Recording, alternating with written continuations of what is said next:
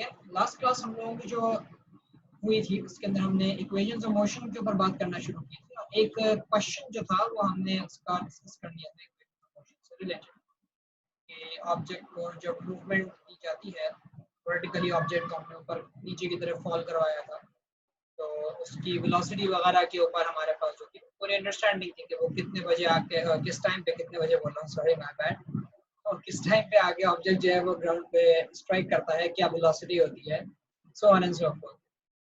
तो अब ये है कि आज एक और सवाल करते हैं, थोड़ा सा डिफरेंट होगा वो पहले वाले टाइप के क्वेश्चन से, लेकिन लाजमी सी बात है उसको समझना ज़रूरी है ताकि हमारे कॉन्सेप्ट जो है वो उसके लिहाज से क्लियर हो जाए।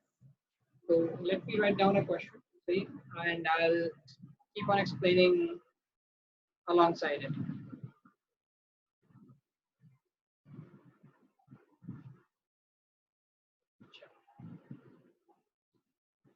क्वेश्चन में इस बार की सिचुएशन ऐसी है कि भाई we have a ball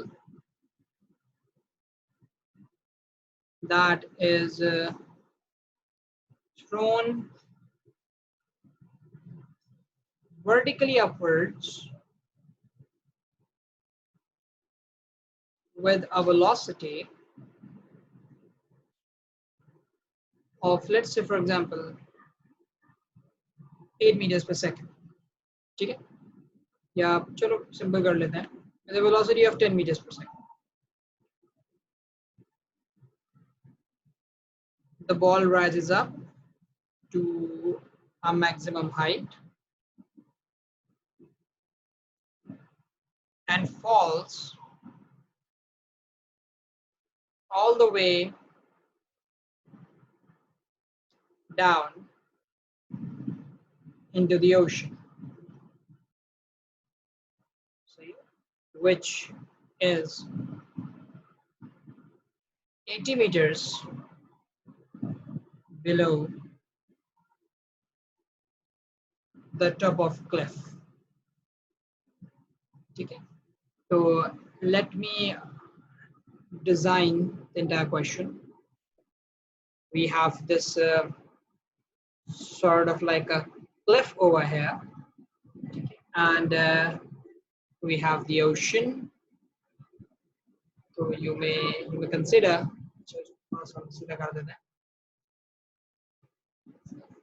so you may consider a ball thrown vertically upwards from here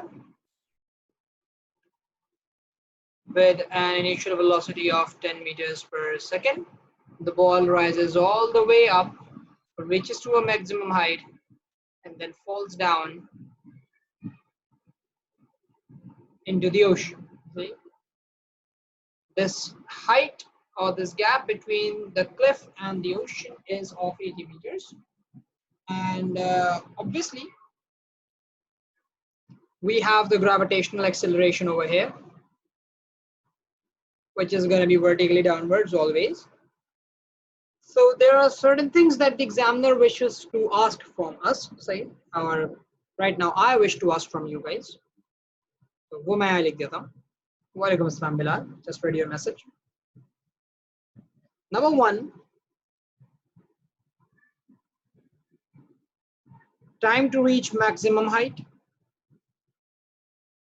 See, बारी बारी हम सॉल्व करते चले जाते हैं और उसको हम डिटरमिन करेंगे. सबसे पहले पहला पार्ट ही सॉल्व करते हैं. Time to reach the maximum height. How long will it take for the ball to reach the maximum?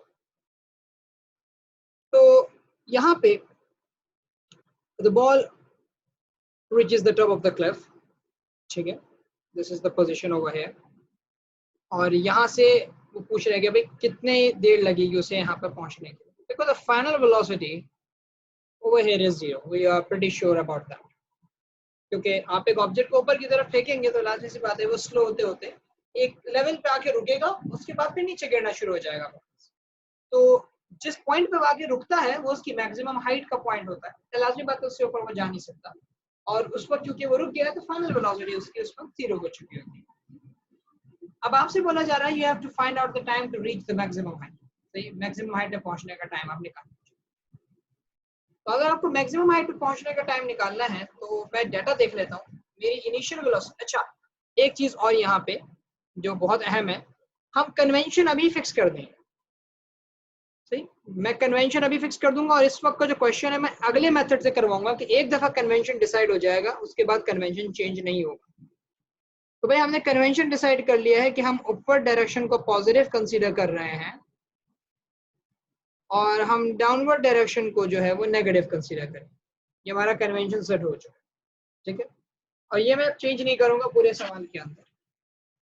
तो अगर मैं इस डाटा को देखते हुए क्वेश्चन में अपना इस क्वेश्चन को देखते हुए डाटा बनाऊं, initial velocity was plus 10 meter per second. Why I'm saying plus 10? Because it's directed vertically upwards. I know the final velocity is going to be 0 at the maximum height. Displacement is something which I want to find out, which in this case is going to be my maximum height. Okay, sorry, time is something that I need to find out. Displacement to nahi. Displacement to agle part mein calculate karwaunga. Time is something that we need to find out over here. And acceleration is definitely due to gravity and is minus 9.8 meter per second square.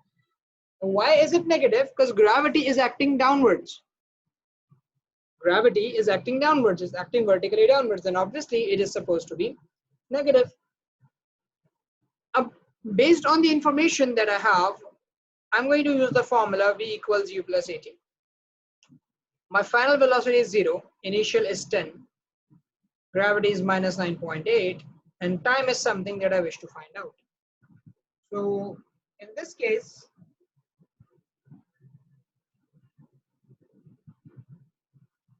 if I calculate it, this will be 10 divided by 9.8, 1.02. So it's gonna take 1.02 seconds for the object to reach its maximum height. Maximum height of पहुंचने में उसे 1.02 seconds लगेंगे. That's the first part.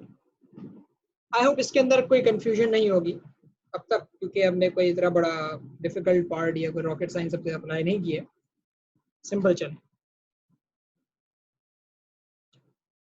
Second part अब मैं यहाँ लिखूंगा. समझ तो गए होंगे आप सेकंड पार्ट. वैसे मैक्सिमम हाइट निकालनी है.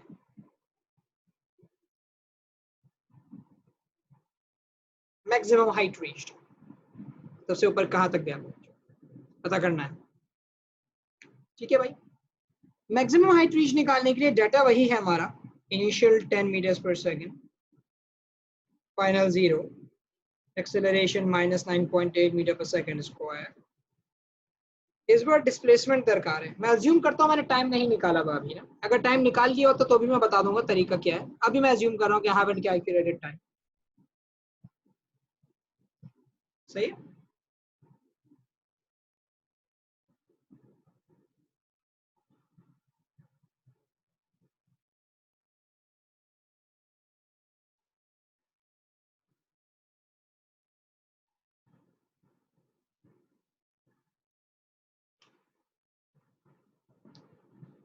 तो फिर डिस्प्लेसमेंट डिटरमिन करने का काम हम यहाँ पे शुरू करते हैं. अगर डिस्प्लेसमेंट डिटरमिन करनी है तो मैं b square minus u square equal to s apply कर सकता हूँ. फाइनल 0 है, इनिशियल 10 है, और ये आपके पास डिस्प्लेसमेंट s. तो यहाँ से आपके पास डिस्प्लेसमेंट की वैल्यू जो है वो डिटरमिन हो जाएगी. तो ये हो जाएगा 100 डिवाइडेड बाय 2 into 9.8, 5.1 meters.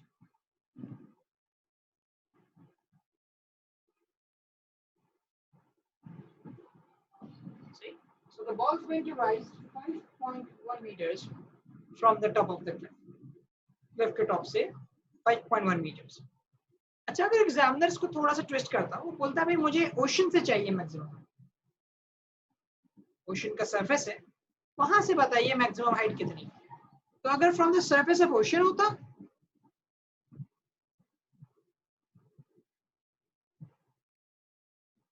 उसके लिए हमने क्या करना था, हमने उसमें 80 मीटर्स को ऐड कर देना.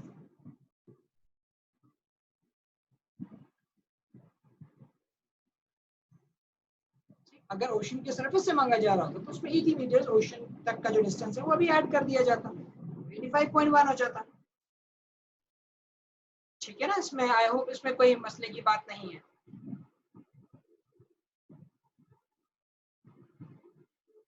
अच्छा, अगली चीज, अगर मुझे टाइम जो पता चल चुका था, मैं उस टाइम को यूज करना चाह रहा होता, अगर मैं उस टाइम को भी यूज करना चाह रहा होता, सही, उस टाइम को यूज करने के लिए फिर मेरे पास दो और इक्वेशंस खुल जाती। मैं s equals u plus v upon 2 times t भी यूज कर सकता था, और मैं s equals u t plus half a t square भी यूज कर सकता था अगर टाइम इस्तेमाल करता। अगर मैं टाइम इस्तेमाल करता, ये दोनों इक्वेशंस हैं, और मैं आपको 1-2 मिनट देता हूँ, आप इन दोनों इक्वेशंस के थ्रू आंसर निकालने की कोशिश कीजिए डिस्प्लेसमेंट की। आपको u पता है, आपको v पता है, आपको टाइम भी पता है, 1.02 आपका टाइम है। ट्राई करके देखो, दोनों इक्वेशंस के अंदर पुट करके देखो, क्योंकि a भी पता है, इसमें भी u इनिशियल वेलोसिटी पता है, एक्सेलरेशन ड्यू टू ग्रेविटी है, तो याद रखिएगा बेटा -9.8 होगी। So I advise you to take, like for example, 1 or 2 minutes, put the data in the equation, सही है, s equals u plus v upon 2 into t की इक्वेशन में भी लगाओ और नीचे वाली इक्वेशन में भी लगाओ, देखो आंसर आपको 5.1 ही मिलना चाहिए। Give it a try.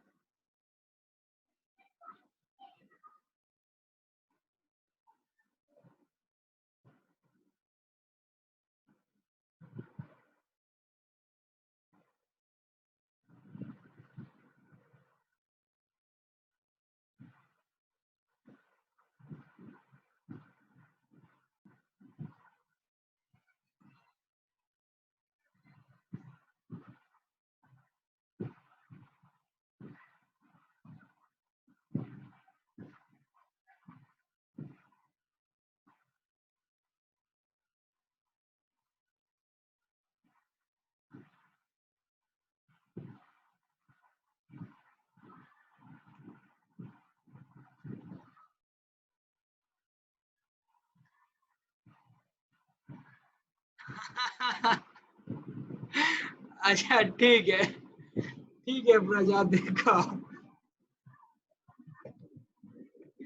इस चीज से तो मैं रोक भी नहीं सकता।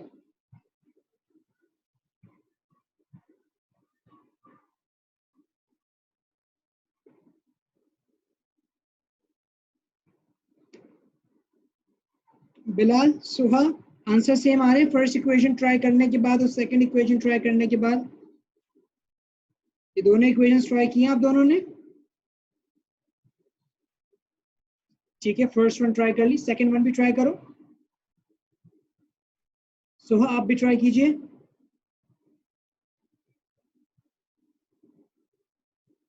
फर्स्ट वाले से आंसर सेम नहीं आ रहा है, सेकंड वाले से आंसर सेम नहीं आ रहा।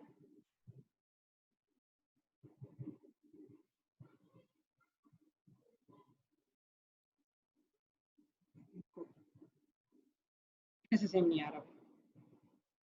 Initial 10, final 0, divide by 2, time 1.02। आएगा? कैसे नहीं आएगा आंसर?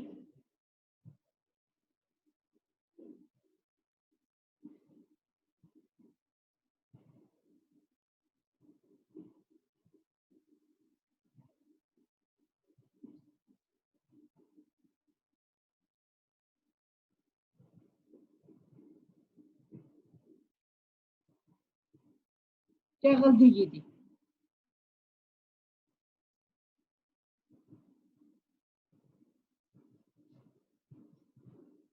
वाह भाई, शाबाश, बेहतरीन। तो 0 हो जाएगा अगर मल्टीप्लाई कर दोगे u इंटू वी।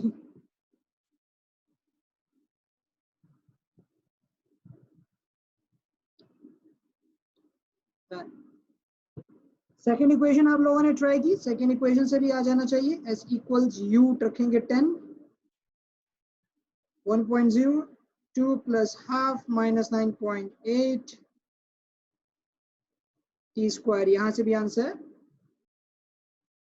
5.1 मीटर ही आएगा।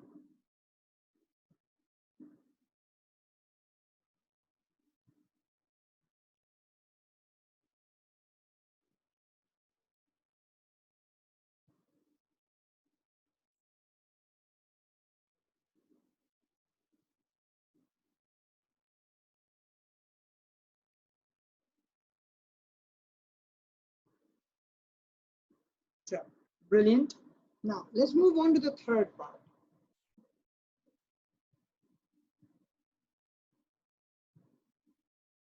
Third part is the time to reach the cliff back. वापस क्लिफ पे गिरने में कितनी देर लगी? सही, मतलब आपने बॉल को ऊपर फेंका, बॉल ऊपर जाती है यहाँ से और ये वापस इसी क्लिफ के ऊपर वापस आती है. How long would it take for the ball to like be at the cliff again? ये चीज पूछी जा रही है.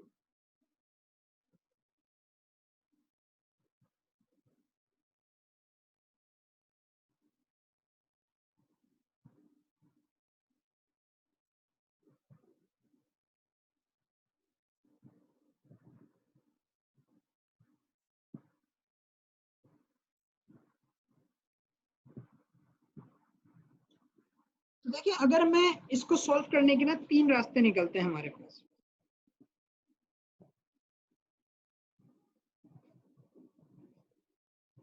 सबसे पहला मेथड जो हमारे पास यहाँ आता है इस चीज को डिटरमाइन करने का,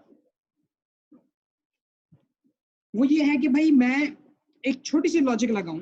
मैं ये बोलूं कि भाई ऑब्जेक्ट को क्लिफ से ऊपर जाने में जितना टाइम लगेगा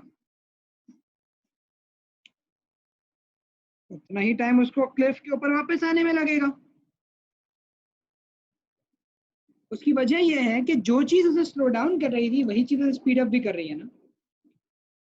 तो आई कैन से भाई time to reach back is equal to 2 times time to reach maximum height.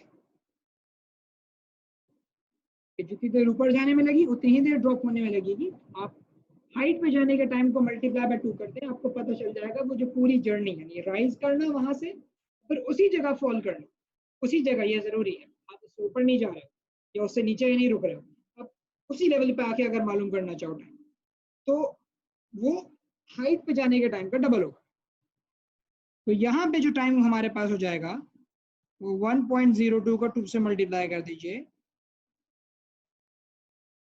2.04 second हो जाएगा. ये मैंने पहला तरीका बताया कि time to reach the maximum height उसको हम 2 से मल्टीप्लाई कर दें तो जर्नी का टाइम मिल जाता है कि जितना ऊपर गया और जितना नीचे आया.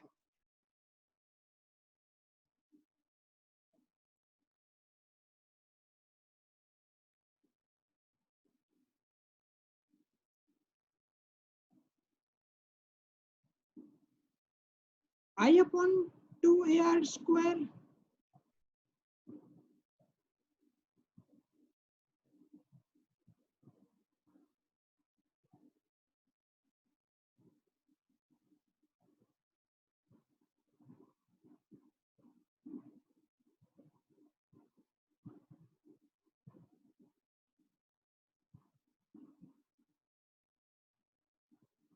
देख हैं भाई,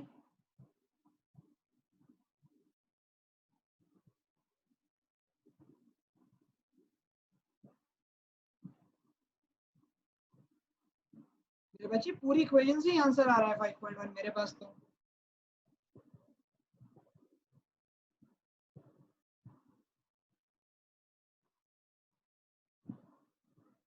और अगर मैं उसको हटा दूं तो माइनस में आंसर आ रहा है मेरे पास.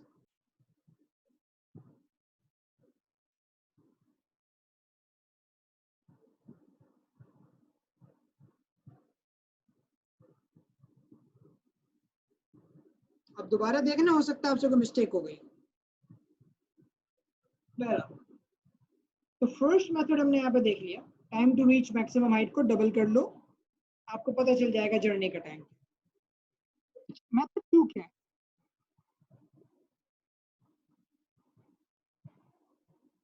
मेथड 2 भी बड़ा जबरदस्त मेथड है. मेथड 2 में एक लॉजिक लगी है. अगर वो स्टोन, वो बॉल वापस अपने ही स्टार्टिंग पॉइंट पे पहुंच गई तो मुझे बता सकते हो उसकी डिस्प्लेसमेंट कितनी हुई? मैंने क्लिफ से बॉल को ऊपर फेंका, बॉल वापस क्लिफ की पोजीशन पे मौजूद है, उसकी डिस्प्लेसमेंट कितनी हो गई अब तक?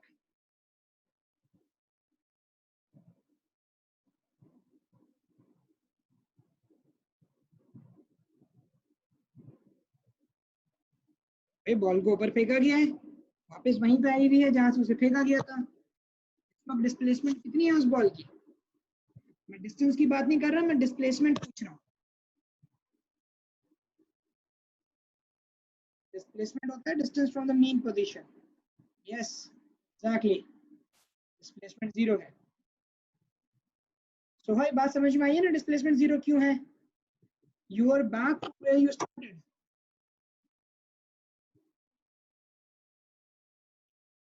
देखो सोहा, मैंने बॉल को यहां से फेंका, ये इसका स्टार्ट था,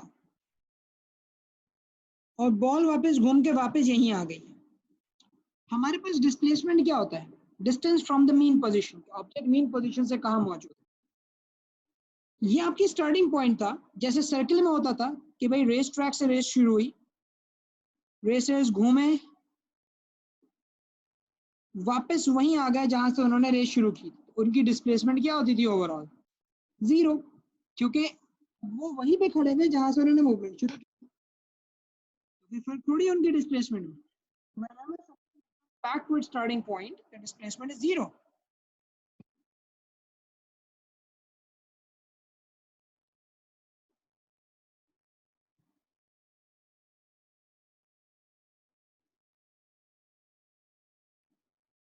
एक ये बात पता चल गई हमें। बाकी हमें क्या पता है? एक्सेलरेशन ड्यू टू ग्रेविटी है, इनिशियल वेलोसिटी हमारी 10 है, और हमें टाइम चाहिए। तो मैं यहाँ पे s equals ut plus half ad square लगा दूँ।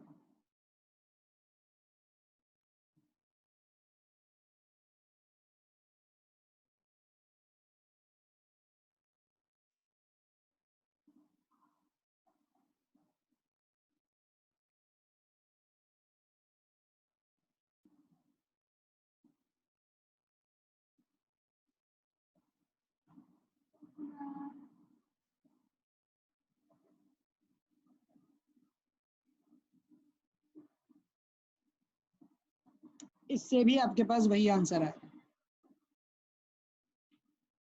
वाला मेथड ज़्यादा शॉर्ट है, लेकिन दूसरा वाला मेथड भी बताना जरूरी है। It gives you the same answer.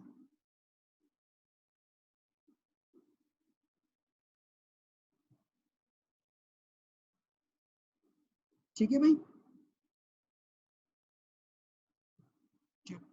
अब जरा नमाज का ब्रेक ले लेते हैं, यहाँ पे अजान हो रही है। Alright. So our last discussion was till the idea of time taken to reach back to the cliff. Okay. There is one more method that could have been used to determine the time. Okay. And let me highlight that one as well.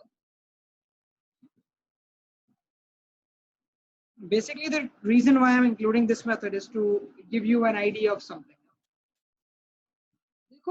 The situation is, when your object reached back to the exact same point from where it started off.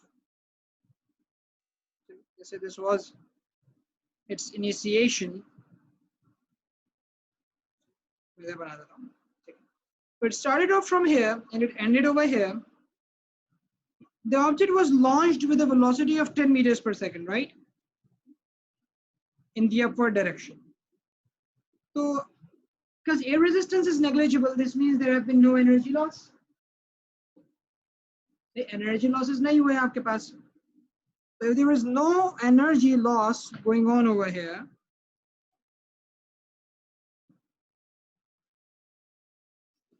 तो लाजमी सी बात है कि kinetic energy potential बनी होगी, वो potential वापस kinetic हो गई होगी। एनर्जी कन्वर्जेंस पोटेंशियल और काइनेटिक के दरमियान में चल रही है। Kinetic being converted to potential and potential being converted to kinetic. So if your object had a velocity of 10 meters per second, it went up, its kinetic energy went 0, velocity went 0. जब वो वापस नीचे आएगा तो वही kinetic energy जो potential बनी थी अब वापस काइनेटिक बन चुकी होगी। इसकी वेलोसिटी दोबारा 10 मीटर पर सेकंड होगी, फर्क ये होगा नीचे की तरफ होगी। बात समझे ना कि भाई काइनेटिक एनर्जी शुरू में मिसाल के तौर पे 100 जूल्स थी, जैसे ऑब्जेक्ट ऊपर गया वो पोटेंशियल एनर्जी हो गई 100 जूल्स की। so, अब जब वो ऑब्जेक्ट वापस नीचे आया तो वो फिर दोबारा काइनेटिक एनर्जी 100 जूल्स बन गई। एनर्जी तो सेम रही, लिहाजा वेलोसिटी भी आपको वही मिलेगी उस जगह पे, बस फर्क क्या होगा डायरेक्शन कि पहले ऑब्जेक्ट ऊपर जा रहा था, अब आपके पास ऑब्जेक्ट नीचे आएगा। तो अगर मैं इस केस को देखते हुए डाटा बनाऊं तो मैं इनिशियल को अगर +10 मीटर पर सेकंड बोल रहा था, जो मेरे पास फाइनल वेलोसिटी होगी वो -10 मीटर पर सेकंड हो जाएगी। मेरे पास एक्सेलरेशन जो है वो -9.8 मीटर पर सेकंड स्क्वायर, क्योंकि ग्रेविटी हमेशा नीचे की तरफ लग रही है, और मुझे जो चीज चाहिए वो चाहिए टाइम। तो मैं v = u + at इस्तेमाल कर सकता हूँ यहाँ पे। फाइनल रखा -10, इनिशियल रखा 10, ग्रेविटी रखी -9.8, टाइम रखा t। सॉल्व करना 2.04 seconds again. You'll get the same answer.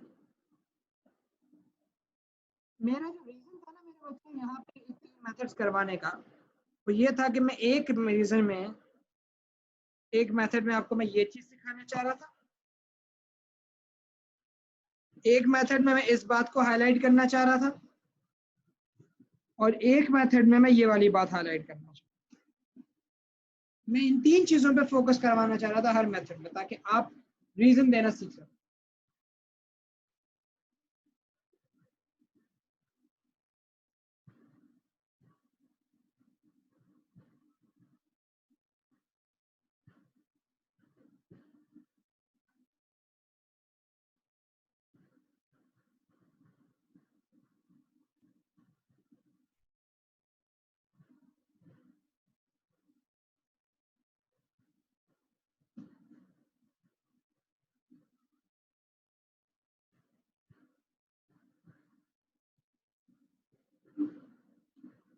कोई मसला यहाँ तक इन तीनों मेथड्स को समझने के अंदर? अगर कुछ है तो पूछ लीजिए मुझे।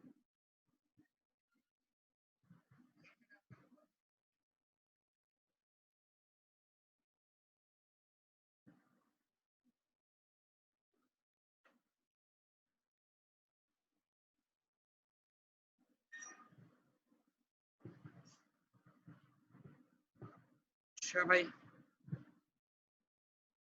ठीक है। बिलाल, एनर्जी में प्रॉब्लम है आपको?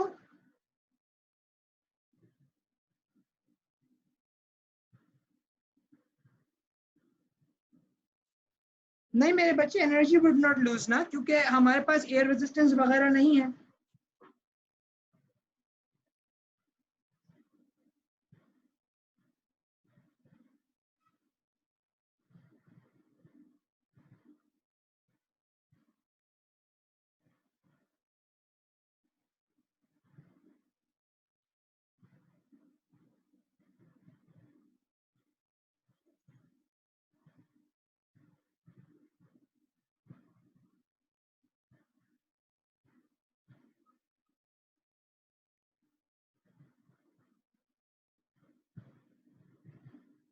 चलें आगे बढ़ते हैं फिर, अगर इसमें कोई मसला नहीं है तो। अब मैं मालूम करना चाहूंगा, लेट्स से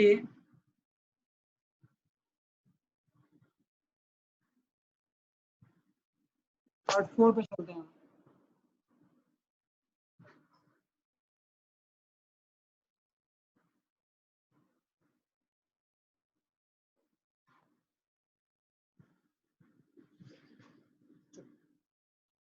अब मैं मालूम करना चाहूंगा कि भाई व्हाट इज, फॉर एग्जांपल, एक एक क्वेश्चन सॉल्व करते हैं।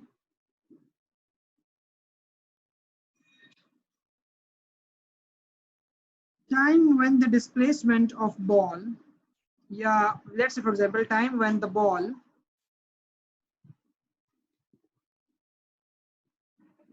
is 4 meter above the ground.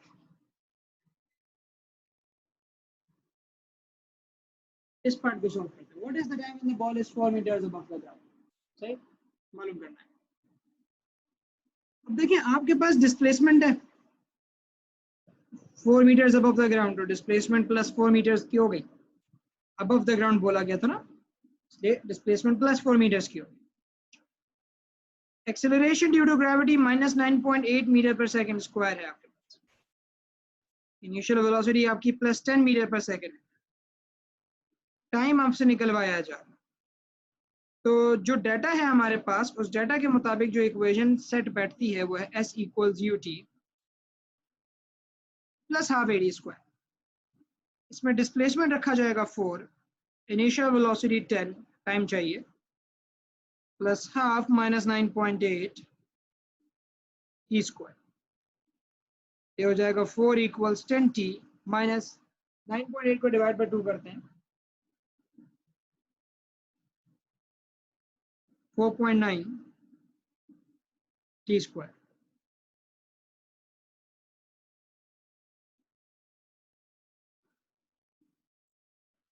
यहां से आप मुझे जरा टाइम की वैल्यूज बताइए क्या है, जल्दी से मुझे बताइए। तो what is the value of time?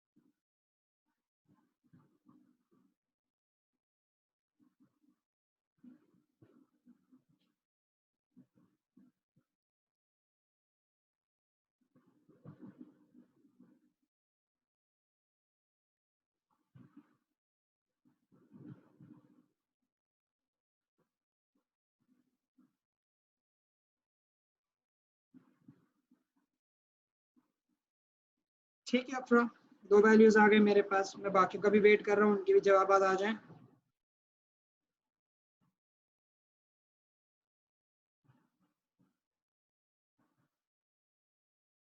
हाँ भाई, बिलाल, सुहा।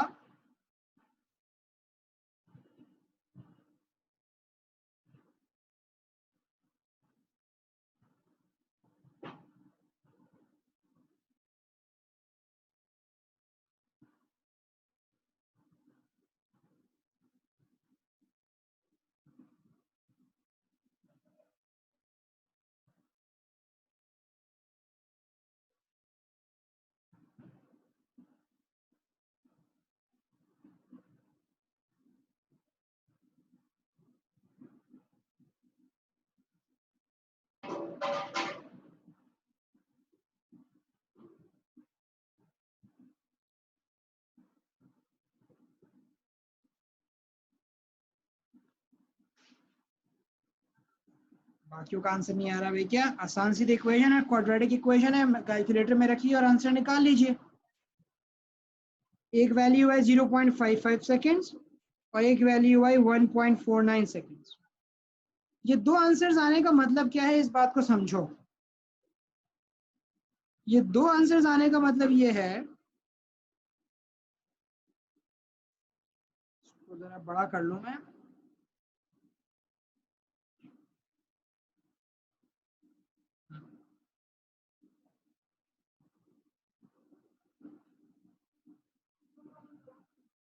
कि भाई 4 मीटर्स अबव द ग्राउंड ये पोजीशन होगी।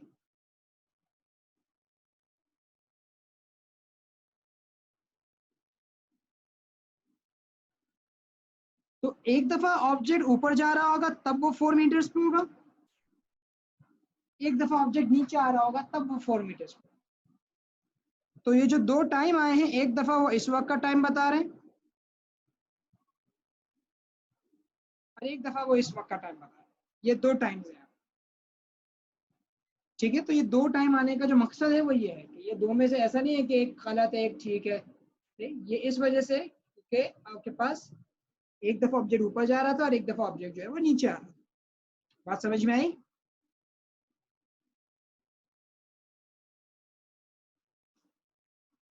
बाकी इस क्वाड्रेटिक इक्वेशन को तो कैलकुलेटर में आप लोगों को सॉल्व करना आता होगा, मैथ्स के स्टूडेंट्स हैं आप लोग।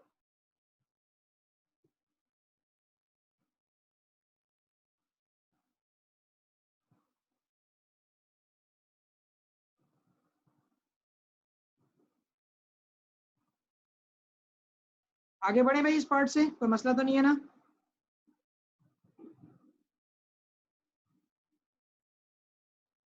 कैलकुलेटर में सॉल्व करना नहीं आता ही? ओके। एक काम करना, थोड़ा सा टाइम निकाल के बैठना यूट्यूब के, अपना यहाँ से तो नहीं सिखा सकता मैं कैलकुलेटर में वो कैसे करोगी। एक काम करना, थोड़ी देर बैठना यूट्यूब के ऊपर, उसमें देखना हम to solve a quadratic equation और साइंटिफिक कैलकुलेटर, वो बता देंगे। अगर क्लासरूम होता तो मैं सिखा देता उस वक्त, अब यहाँ से मुझे खुद भी बताना मुश्किल हो जाए। Yes Bilal, 1.49 is the time of return. फिर भी अगर कोई मसला हो तो पूछ लेना, कुछ ना कुछ सॉल्यूशन निकाल ही देंगे। अच्छा भाई, नाउ सम फाइनल पार्ट्स।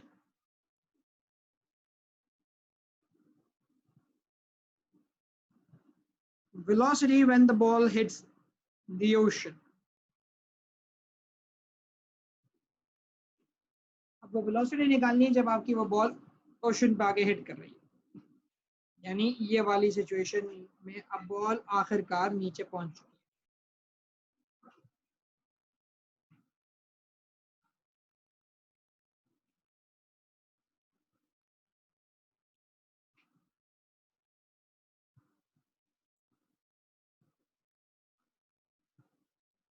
ठीक है भाई, इस वक्त की वेलोसिटी मालूम करने को बोल दिया गया। तो देखिए डाटा क्या है हमारे पास अभी ना, सबसे पहले डाटा बनाते हैं। हमें पता है हमारी इनिशियल वेलोसिटी +10 मीटर पर सेकेंड थी जब बॉल को हमने फेंका था। हमें उसकी फाइनल वेलोसिटी मालूम करनी है। हमें ये पता है एक्सेलरेशन ग्रेविटी की वजह से है नेगेटिव डायरेक्शन में नीचे की तरफ। सारी डायरेक्शंस मैंने वैसे ही रखी हुई है, पॉजिटिव नेगेटिव में मैंने कोई चेंज नहीं किया, मैं वैसे का नीचे आ रहा हूं। और डिस्प्लेसमेंट कितना है भाई, चलो बताओ। What is the displacement of the ball when it touches the ocean floor?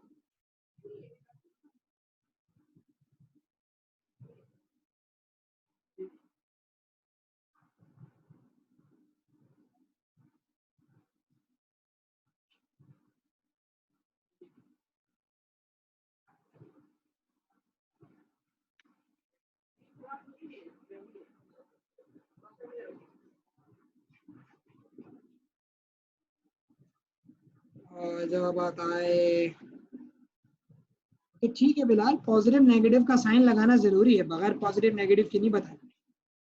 जब वो ओशन पे आके गिरा है तो उसकी डिस्प्लेसमेंट मैं मानता हूँ 80 मीटर्स है, लेकिन +80 मीटर्स होगी या -80 मीटर्स होगी, ये बहुत अहम है।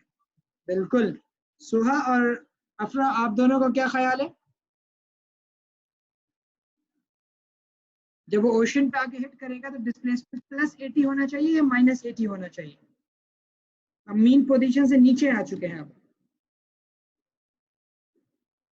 और आपने अपवर्ड को पॉजिटिव और डाउनवर्ड को नेगेटिव ट्रीट किया हुआ था।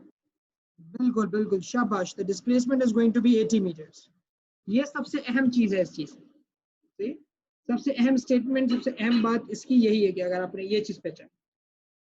अब हम इक्वेशन में मोशन लगा देते हैं। सही है, हमें जो चीज चाहिए वो फाइनल वेलोसिटी चाहिए, तो हम यूज कर लेते हैं v² - u² equal to s।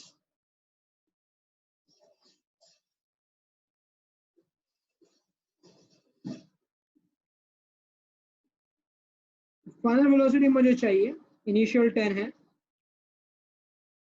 -9.8 -80। बता सकते हैं भाई वेलोसिटी कितनी आ रही है?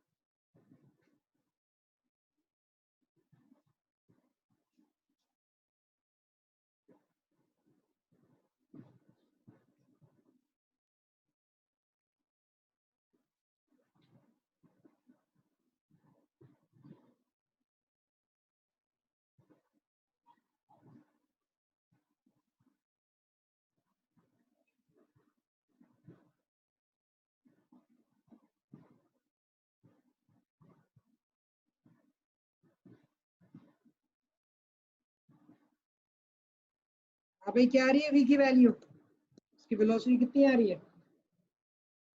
ठीक है बिलाल, शाबाश। मैं भी वेरीफाई कर लेता हूँ।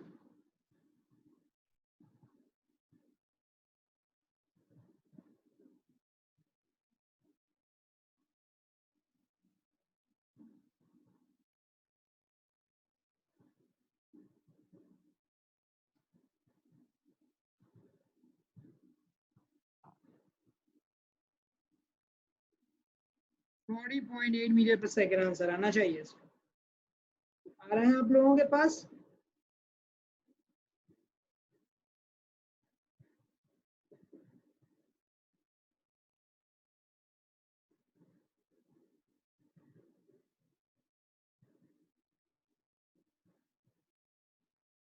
अफरा, सुहा, ठीक है, ठीक है, बेहतरीन। हमें ही पता चल गया कि उस ऑब्जेक्ट की जो वेलोसिटी है वो 40.8 मीटर्स पर सेकंड है, acting in the downward direction. सही, नीचे की तरफ। क्योंकि अंडर रूट लेते हो तो प्लस माइनस दोनों आंसर्स आते हैं, तो इस वक्त मैं जो साइन कंसीडर करूंगा वो माइनस में कंसीडर करूंगा। एग्जाम में जरूरी नहीं है माइनस साइन लगाया जाए अभी। वजह यह है कि एग्जामिनर यूजुअली आपसे मैग्नीट्यूड मांगता है, डायरेक्शन नहीं मांग रहा होता। तो इसलिए अगर आप साइन ना भी लगाएं तब भी कोई ऐसे मसले की बात नहीं है।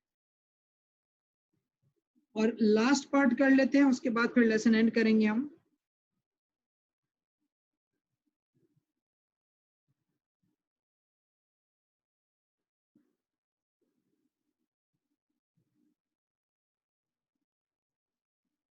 Time taken for the ball to hit the ocean. Journey शुरू होने के बाद उसे कितनी देर लगी ओशन के सरफेस पे आगे हिट करने के? इस बार मैं सिर्फ डेटा बना के दूंगा, सॉल्यूशन आपने खुद करना है। इनिशियल मुझे पता है 10, acceleration due to gravity -9.8, displacement -80। Assume करो वेलोसिटी अभी नहीं निकाली है आपने, फाइन अज्यूम करो, और टाइम की वैल्यू आपने डिटरमिन करनी है। जो मैथ्स वाले स्टूडेंट नहीं है उनको अज्यूम करना है कि उन्होंने टाइम निकाल लिया, वो वेलोसिटी निकाल लिया उन्होंने। उनके लिए इनिशियल 10 मीटर पर सेकेंड, फाइनल वेलोसिटी -40.8 मीटर पर सेकेंड, एक्सेलरेशन -9.8, और उन्हें भी टाइम चाहिए। तो सॉल्व कर ले भाई, और देखें दोनों मेथड से सेम आंसर आता है, कौन सी इक्वेशन आप यूज करेंगे यहाँ पे।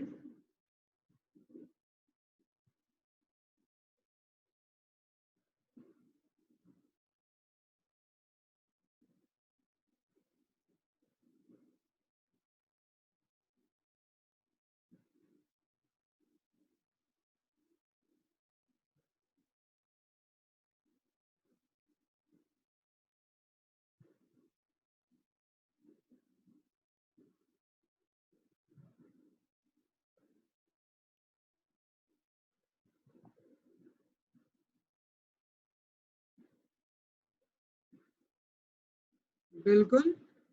अच्छा क्वेश्चन दिखा दें मेरे बच्चे, क्वेश्चन यही तो लिखा हुआ है, time taken for the ball to hit the ocean. Yes Soha, इस वाली इक्वेशन में v equals u plus a t use करोगे आप।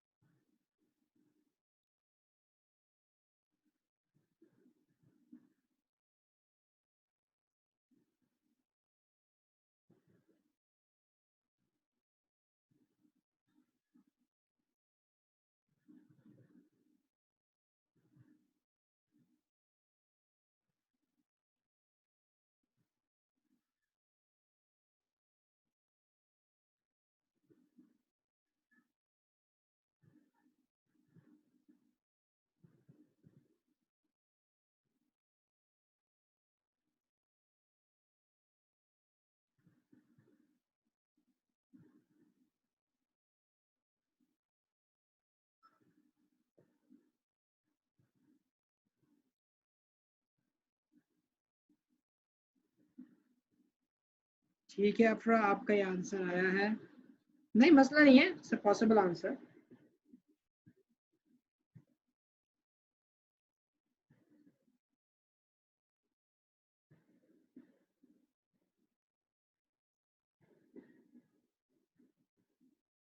अफरा बिल्कुल करेक्ट आंसर है। सोहा क्या गड़बड़ की है? डाटा भी दिया हुआ है, इक्वेशन भी सही बताइए, आंसर क्यों गलत आ रहा है भाई? आप फाइनल को -40.8 रखिए, इनिशियल आपने 10 रखा होगा, ये -9.8 है। उसको सॉल्व करो, टाइम 5.18 आ रहा है, यानी 5.2 सेकेंड्स आ रहा है आंसर यहाँ से, और लाजमी बात है इधर से भी आएगा। यहाँ पे ये सेकेंड वाली इक्वेशन यूज होती, displacement -80, 10t plus half -9.8 t square use होता, और इधर से आंसर आपको मिल जाता। इसमें हमें मतलब भाई क्वाड्रेटिक इक्वेशन बनानी पड़ती।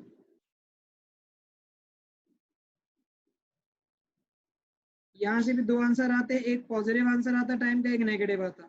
नेगेटिव आंसर को छोड़ दो, पॉजिटिव आंसर से आप कंसीडर कर लो। नेगेटिव आंसर की भी सिग्निफिकेंस होती है, वो मैं बाद में सिखाऊंगा आपको।